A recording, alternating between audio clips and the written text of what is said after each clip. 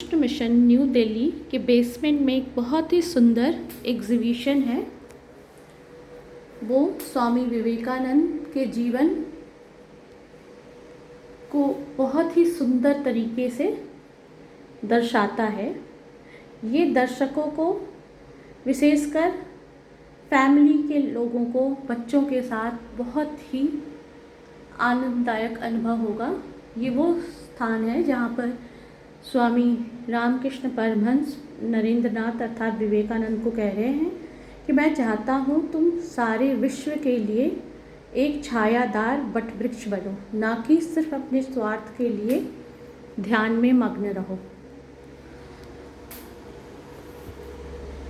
ये स्वामी विवेकानंद की एक बहुत ही सुंदर तस्वीर है और ये स्वामी विवेकानंद के विश्वास को दर्शाता है, जिनमें वो कह रहे हैं कि मैं उस व्यक्ति का, उस भगवान का गुलाम हूँ जिसे हम गलती से मनुष्य कहते हैं।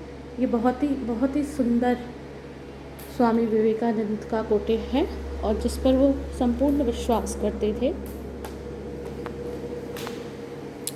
ये स्वामी विवेकानंद की मदर है और ये उनके परिवार के बारे में, ये स्वामी विवेकानंद को गाना सीखते हुए, घूमते हुए, लोगों की मदद करते हुए और ख़ुद से बातें करते हुए बहुत ही सुंदर तरीके से बताया गया है। ये स्वामी विवेकानंद का पैतृक निवास है जिसे वो मॉडल के फॉर्म पे लाया गया है और ये उनके एंसेस्ट्रल पैतृक निवास का एक झलक है जो आप देख सकते हैं। ये श्राइन कलकत्ता में है।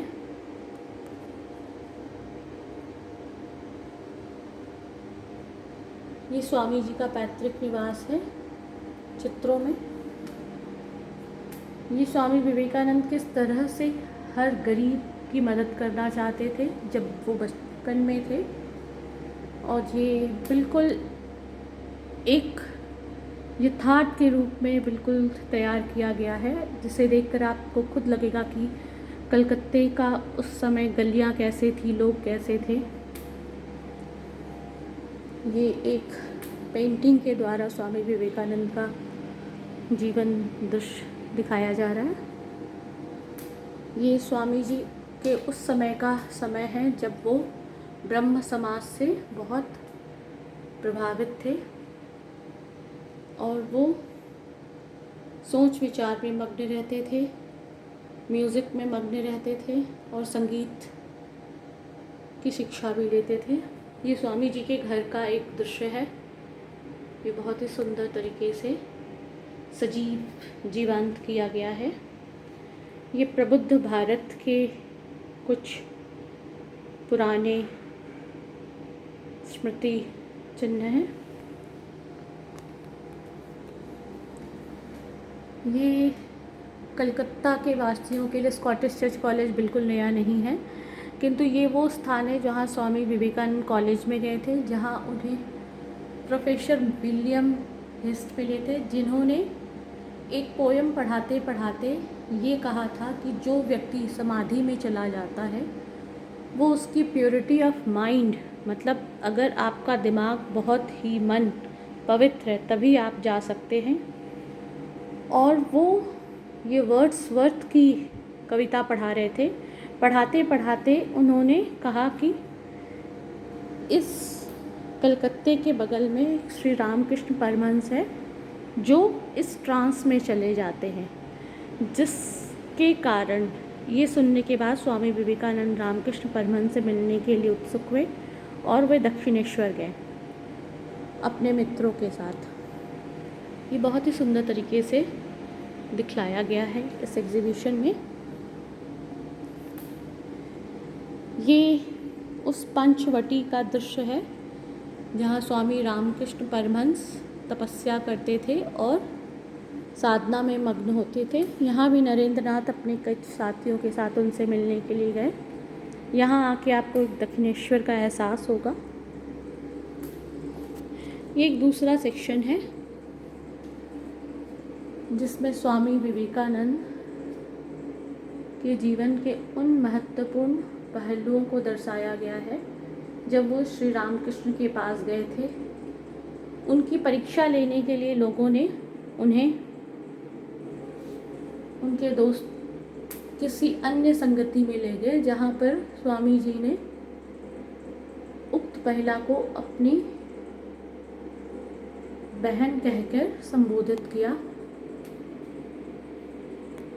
ये स्वामी विवेकानंद अपने गुरु के अंतिम दिनों तक जब सेवा कर रहे थे वो, और ये दक्षिणेश्वर काली मंदिर में जब अपनी परिवार के लिए प्रार्थना करने गए थे, तब वो अपने परिवार के लिए कुछ ना मांग सके सिवाय माँ से ज्ञान, भक्ति, वैराग्य के।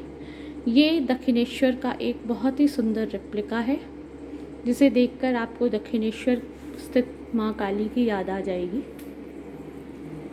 ये स्वामी विवेकानंद की भ्रमणशील परिवाजक अवस्था की पूरी चित्र है कि जब वो अल्मोड़ा, रेड फोर्ट, ताजमहल, सोमनाथ, कन्याकुमारी और बेलगाम गए।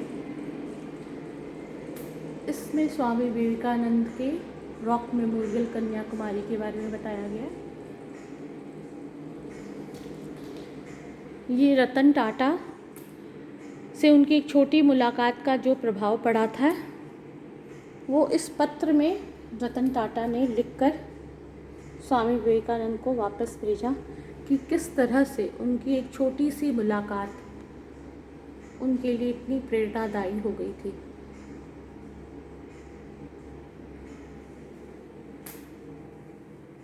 ये स्वामी जी के टॉलरेशन, रिलीजियस टॉलरेशन के ऊपर एक बहुत सुंदर सेक्शन है।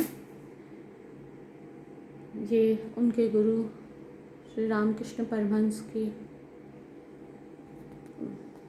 ऊपर है। ये स्वामी विवेकानंद के कॉन्सेप्ट ऑफ यूनिवर्सल रिलीजन अर्थात सर्वधर्म भावना के ऊपर एक बहुत ही सुंदर एग्जीबिशन है। ये स्वामी जी के दो सुंदर पिक्चर है इस हॉल के बाहर। ये एक 3D हॉल है।